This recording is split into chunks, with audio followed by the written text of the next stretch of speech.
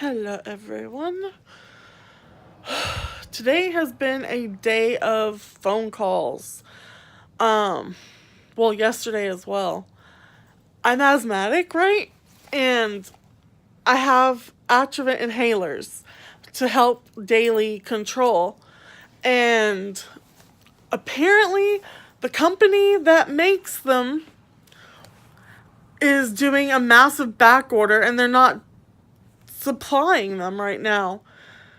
And I had to call every pharmacy in Brazoria County, basically. No one has them. So I'm just like, I'm start going into panic mode, going, what do I do? And I asked Justin while he was on his lunch break, okay, how far out do you want me to look? He said Houston or Galveston is fine.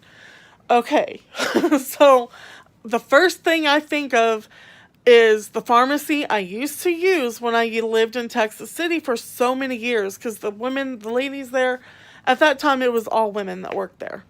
They're so sweet. And that's the Walgreens. So I called, they have one. And they're like, yeah, apparently we're the only pharmacy in America that has one. So, yeah, she put my name on it. It's mine. And I got happy, and then dun dun dun, life happens. You see why that's my main motto? Life happens. Justin, which is understandable.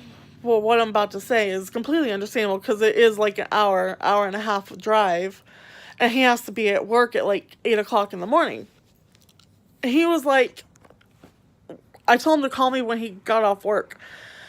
And he did, and I told him that there's no guarantee that my insurance would cover it because of everything that she's told me.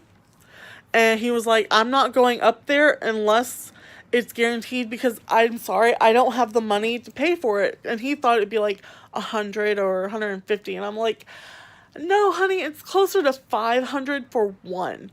And he's like, I definitely don't have that kind of money, so call them. And I did.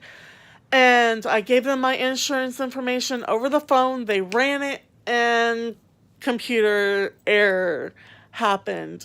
So I have control, or not control, but the inhaler's mine for 10 days. And then after that, they take my name off of it, and it goes back up for grabs. So hopefully within those 10 days, my insurance, it will go through. Because it sucks. I have no inhalers except for my Advair disc, and I don't have my nebulizer medicine. It expired in March, so I can't use that. So I'm sort of panicked in a sense, trying to stay calm but still kind of panicking. So yeah. I'm just trying to woo-saw. And it also doesn't help that my sugar has dropped. And I'm in the very, very low 60s right now. So Justin's on his way here.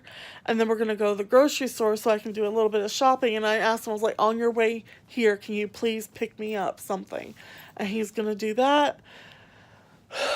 It's been that kind of day. And then it doesn't help. I don't know if I've said this or not, but I couldn't run my AC because it was trying to catch fire. And so I did not sleep until around 7 o'clock this morning. I had been up since 11 o'clock the previous morning. And I had my AC had been off that night, all yesterday, all day, and all last night. And it was 85 degrees in here. It was so hot. And finally, around 7 o'clock this morning, I was just like, you know what? Fudge it. If it catches fire, it catches fire. But it's too hot and I'm too tired. I sleep next to the front door, so I have a pretty good chance of getting out in case a fire happens. So that was my mindset. So I turned my AC back on. And it felt so good. And I was able to get 3 hours of sleep. I hate these apartments. But I'm just really wondering what is going on with the producer, like the not production, but the company that does the Atrovent inhalers. I don't know. It's weird. But